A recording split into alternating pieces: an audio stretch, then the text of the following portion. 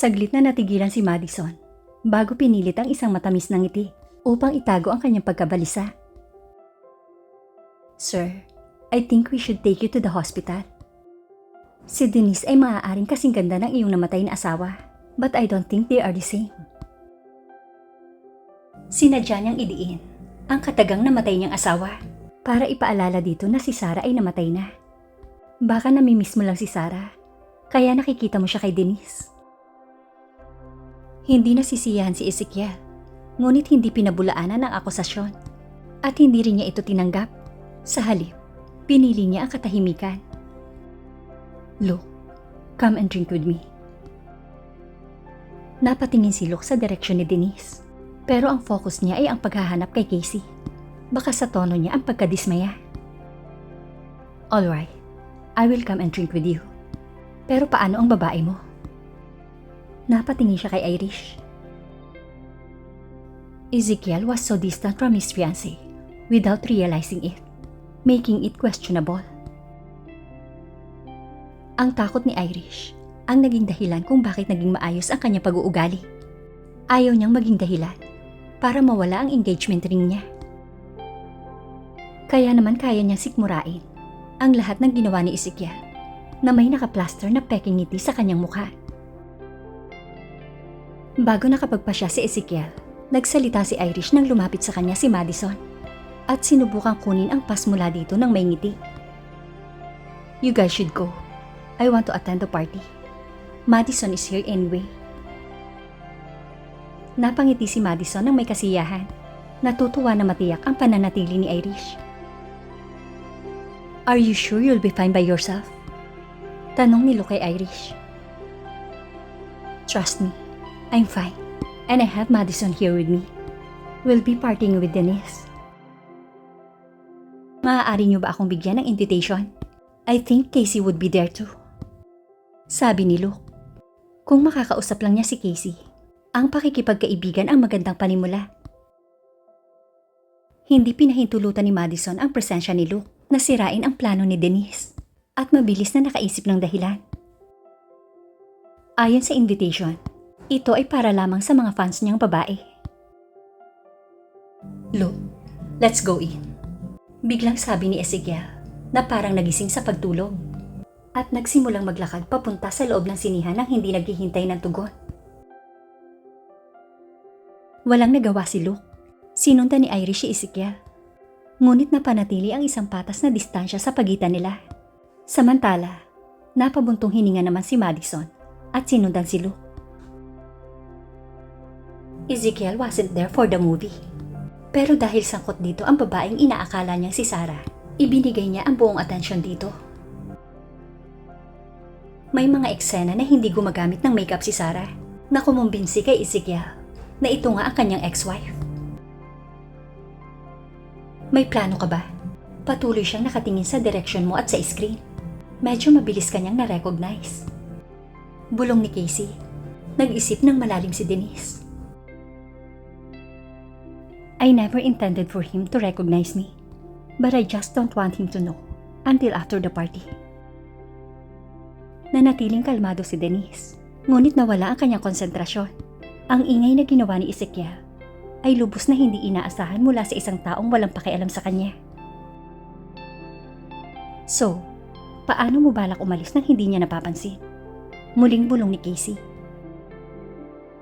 Inipon ni Denise ang kanyang mga iniisip.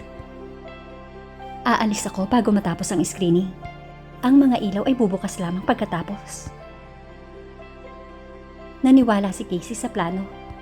Nang papatapos na ang screening, nagsimula ng lumabas sina Denise at Casey at ang mga bodyguards nila. Nang hindi nag-iisip, tumayo si Ezekiel at sumunod sa direksyon ng mga ito. Pakiramdam ni Luke ay may paparating na bagyo. Sinundan niya si Ezekiel. Nataranta naman si Madison. Nalito siya sa gagawin ni Ezekiel, kaya nawalan siya ng masasabi. Nasa parking lot na si Denise. Papasok na sana ng sasakyan nang alalayan siya ni Rush sa pinto. Nang makaupo, pilit siyang hinila ni Ezekiel. Walang nakakaalam kung paano ito nakalusot sa pagitan ng mga bodyguard. Marahil ay dahil nakasuot ito ng halos kapareho ng suot ng mga bodyguard. Zara, wag ka nang tumakbo. We have to talk. Don't you think you owe me an explanation for all that you have done? Nakaramdam ng panunuya si Denise. Gusto niyang tumawa. Pero nangangahulugan iyon na binibigyan niya ito ng atensyon. Hindi na nakatiis si Casey at nagtanong, Denise, kilala mo ba siya? Hindi. Tanggi ni Denise. Ngunit hindi ito ginawang madali ni Ezekiel para sa kanya. Nang wala na ang mga media sa paligid, nagtangkang tumakas si Denise at si Rush ay handa nang makipagpisikalan. Let her go. O tuturuan kita kung paano itrato ng maayos ang babae. Singhal ni Rush. Hindi alam kung ano ang ginagawa ng lalaking ito o ano ang relasyon nito kay Denise. Back off. She's my wife. Bulalas ni Ezekiel. Nanginig ang mga mata ni Rush at nanlamig ang mga kamay na handa na sanang manakit. Naalala ni Rush ang pag-uusap nila Denise at ng mga magulang nito. Ito siguro ang lalaking pinag-uusapan nila. Ang tanging alam ni Rush tungkol kay Denise ay ang kasal at hiwalayan nila ni Sebastian. Ngayon, naramdaman niyang maraming bagay kay Denise na hindi niya alam. Bumaba ang nakataas na mga kamay ni Rush at napaatras siya. Galit na galit si Denise. Nandito siya para kay Irish. Hindi handang payagan si Ezekiel na makahadlang sa kanyang mga plano. Sino ka ba? Sa tingin ko ay ubos na ang pasensya ko sa kabaliwan mo. Kung nawawala ang asawa mo, hanapin mo siya. Wala akong idea kung sino ka. Buong lakas na itinulak ni Denise si Ezekiel sa dibdib. Ngunit ito ay kasing tigas ng bundok. Humawak siya sa pinto bago siya umupo sa kotse. Hindi na matiis ni Rush ang nakikita. Dahil walang ibang impormasyon na inilabas. Maaaring ito ay isang kaso ng maling pagkakakilanlan. O ang parehong partido ay may itinatago. Bitawan mo siya. Marahas na itinulak ni Rush si Ezekiel. Pilit siyang itinulak ni Ezekiel. Pero sinamantala na ni Denise ang pagkakataong makapasok muli sa sasakyan. Sa susunod na makita kitang lumapit sa kanya, kakasuhan kita. Babala ni Rush. Pero nang umupo na siya sa kotse sa tabi ni Denise, itinulak siya ni Ezekiel. Tingnan natin. Ilabas mo siya sa kotse. Hinawakan ni Ezekiel ang pinto ng sasakyan. Ngunit bago siya pumasok, para kalad ka rin si Denise palabas, pinigilan siya ng isa pang bodyguard. Habang isinasara naman ng isa pang bodyguard ang pinto, at mabilis na pinatakbo ng driver ni Sarah ang sasakyan. Maaaring sumama na lang si Rush sa alinman sa iba pang sasakyan. Hinabol ni Ezekiel ang sasakyan, kaya pumasok si Rush sa isa pang sasakyan, kasama ang iba pang bodyguards na galit sa inasal ni Ezekiel. Gusto sana ni Rush na magbanta at sabihing tatawag siya ng pulis, ngunit naramdaman niyang wala itong silbi. May kung ano kay Ezekiel na ikinabahala niya. Ang lalaki ay walang humpay at tila makapangyarihan sa paligid ng lungsod. Sinabi rin ng kaibigan nito na nawalan ito ng asawa. Napakaraming bagay na kayang harapin ni Rush, ngunit si Ezekiel ay tila isang malaking banta. Without bodyguards o kahit na ang kaibigan nitong handang tumulong, handang lumaban si Rush para makuha si Denise. Gustong-gustong ihinto ni Ezekiel ang sasakyan, ngunit hinarangan siya ng ibang mga bodyguard. Walang nagawa si Lo. Hindi alam kung ano ang gagawin sa sitwasyon nang mapagod si Ezekiel sa paghabol sa sasakyan. Sasalubungin sana ni Luke ang kaibigan, dala ang kanyang sasakyan upang ipagpatuloy ang paghabol. Ngunit naramdaman niyang hindi ito tama hanggat hindi pa nila nakukumpirma na si Denise nga si Sarah. Ezekiel, sa tingin ko kailangan mong magpatingin sa doktor. Naistorbo mo na ng husto ang kawawang babae. Sabi ni Luke na humihingal matapos itong maabutan. Hindi niya alam kung gaano kalakas ang ginawa ni Ezekiel, pero ang paghabol na iyon ay sadyang nakakaloka. Dapat dinala mo ang kotse mo para tulungan ako. Huminga ng malalim si Ezekiel. Napakabilis ng lahat ng nangyari, kaya hindi siya nakapag-isip ng tama. Pero sa oras na naabutan niya ang kotse nito, mawawala pa rin ito dahil nakaupo na ang driver nito sa manibela. You seem to be on Sarah's side more than mine. Medyo nagalit si Ezekiel. Nakonsensya si Luke sa paglagay niya sa ulo ni Ezekiel na may mali sa aksidente. Bago ang lahat, maayos naman si Ezekiel sa paniniwalang namatay na si Sarah. Ngunit pagkatapos makumpirma sa video, walang nakapagpabago sa isip nito.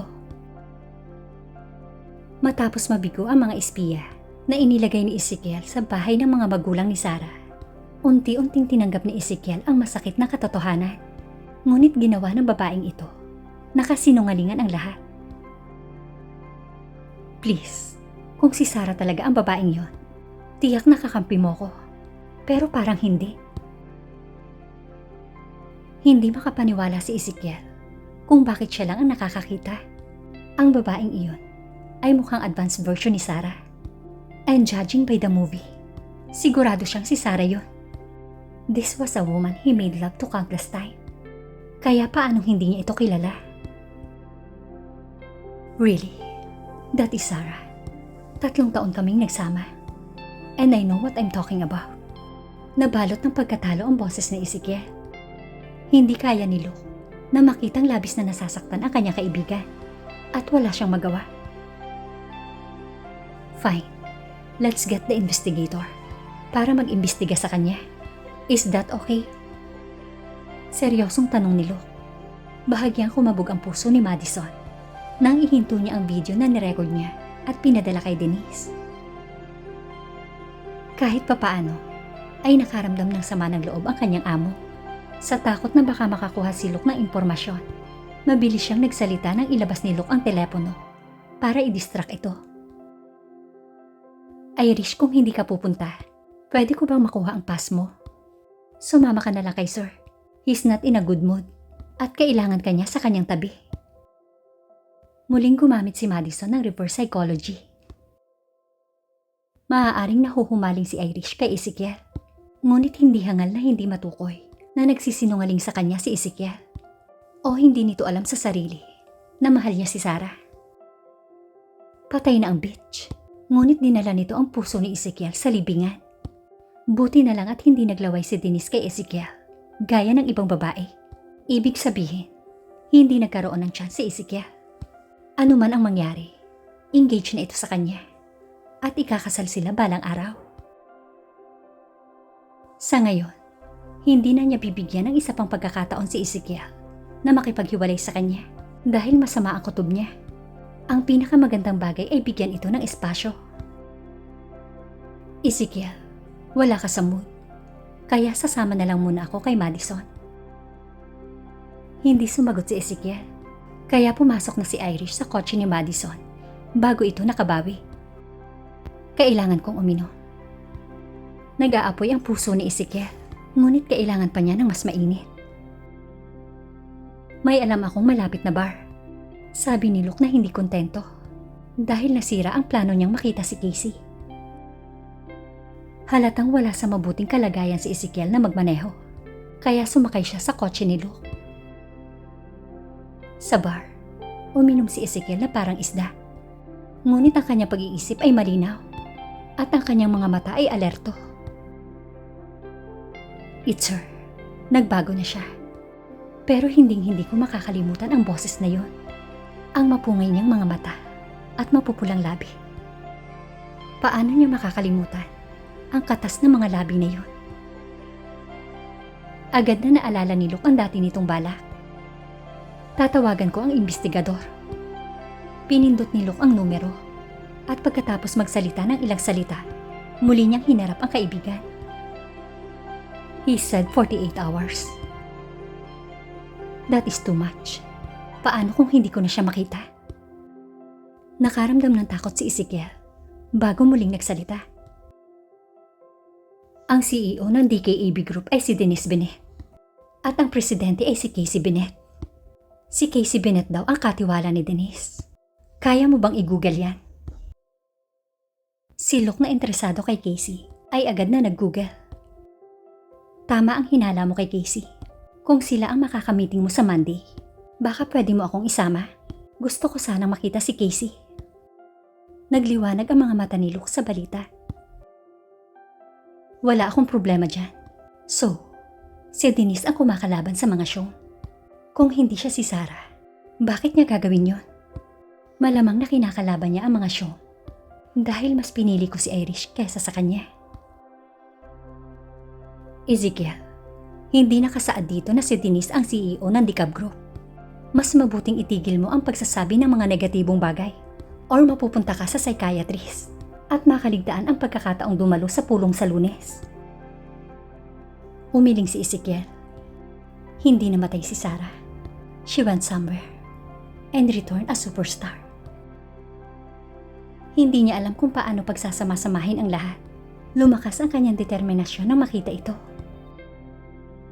Iniisip ko kung dapat ba tayong dumalo sa party. Determinadong sabi ni Ezekiel. Ngayong gabi, ginagawa niya ang mga bagay na hindi niya nagawa sa buhay niya. Kabilang ang pagpayag sa kanyang mga larawan na makuha ng media. Ayaw ni Luke na ma-offend si Denise.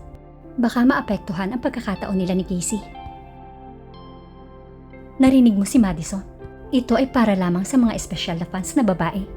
Please, Ezekiel, hintayin natin hanggang sa makuha natin ang report ng investigasyon o sa Lunes kapag nakita natin sila sa opisina.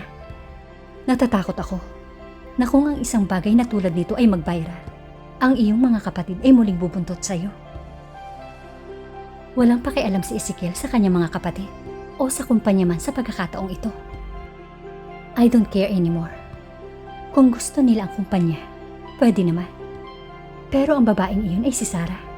And I have to see her again.